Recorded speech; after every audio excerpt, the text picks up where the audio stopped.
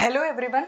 आज हम सीटेट के बारे में जानेंगे कि सीटेट होता क्या है, इस एग्ज़ाम को देने से होता क्या है और इस एग्ज़ाम को कंडक्ट कौन कराता है।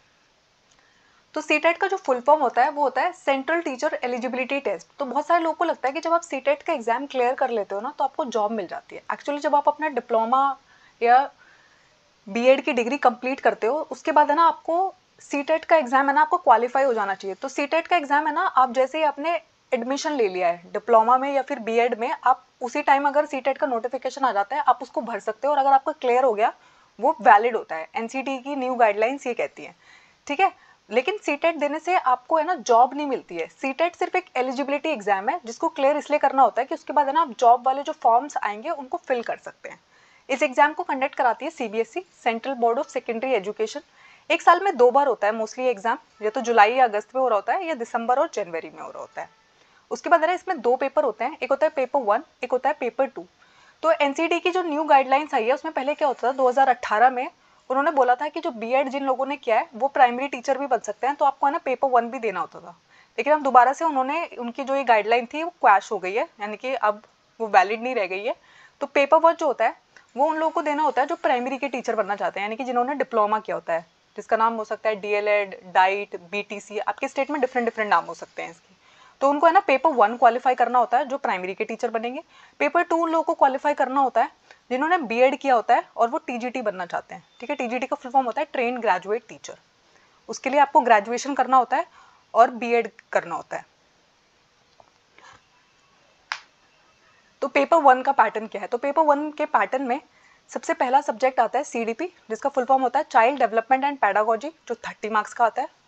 सेकेंड होता है मैथमेटिक्स, जो 30 मार्क्स का आता है। थर्ड है environmental studies, 30 marks. Language 1 30 marks, language 2 30 marks, total marks 150, ठीक है। लैंग्वेज 1 एंड 2 में है ना आप हिंदी, इंग्लिश, उर्दू, संस्कृत, बंगाली, बहुत सारे लैंग्वेज ऑप्शंस आते हैं, उनमें से आप किसी को भी चूज कर सकते हैं। उसके बाद आता है हमारा पेपर 2 का पैटर्न, जो आप टीजीटी के टीचर बनने के लिए देते हो। तो इसमें भी है ना सीडीपी वाला पार्ट कॉमन होता है। सीडीपी यहाँ पे child development and pedagogy 30 marks की आती है। बस यहाँ पे जो क्वेश्चन होते हैं ना वो थोड़े ज़्यादा कॉन्सेप्चुअल होते हैं एज कम्पेयर टू पेपर 1। फिर लैंग्वेज 1 30 मार्क्स, लैंग्वेज 2 30 मार्क्स। तो ये जो 90 मार्क्स का पोर्शन है आपका पेपर 1 एंड पेपर 2 दोनों में कॉमन आता है। फिर उसके बाद है ना इसमें एक 60 मार्क्स का पोर्शन आता है। अगर आप साइंस के टीचर बनने वाले हो, ठीक है, तो आपको साइंस एंड मैथमेटिक्स का एक कॉमन पोर्शन आएगा जिसमें आपको 60 क्वेश्चन होंगे, ठीक है। और अगर आप सोशल साइंस के टीचर बनने वाले हैं तो आपका एक पोर्शन आएगा 60 मार्क्स का, जो सोशल साइंस के क्वेश्चंस हो गए। तो सोशल साइंस एंड साइंस के क्वेश्चंस आते कहाँ से हैं, तो आपको ना 6 to 8 की जो आपकी एनसीईआरटी होती है उनको आपको पढ़ना होता है। और 15 नंबर की आपके जो है साइंस आएगी, मतलब 6 to 8 की, और 15 नंबर का मैथ्स आएगा आपका।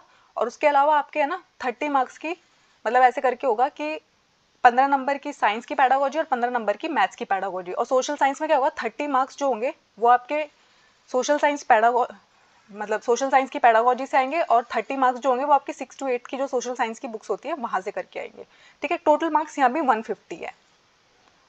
उसके बाद क्या होता है, ये जो पेपर होता है इसके को करने के लिए आपको 150 मिनट मिलते हैं, यानी कि पेपर 1 करने के लिए अलग से 150 मिनट मिलते हैं, पेपर 2 करने के लिए अलग से 150 मिनट मिलते हैं। एक ही दिन में कंडक्ट हो रहा होता है एग्जाम। सुबह की शिफ्ट में आपका पेपर 1 हो रहा होता है, दोपहर की शिफ्ट में आपका पेपर 2 हो रहा होता है, और आप चाहे तो दोनों भी भर सकते हैं, ठीक है।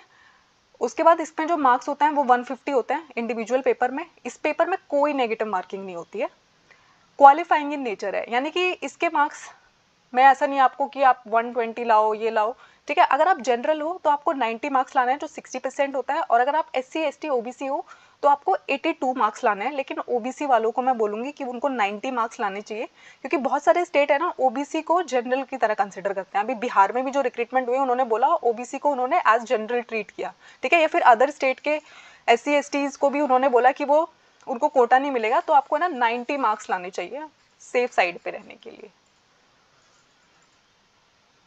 Thank you.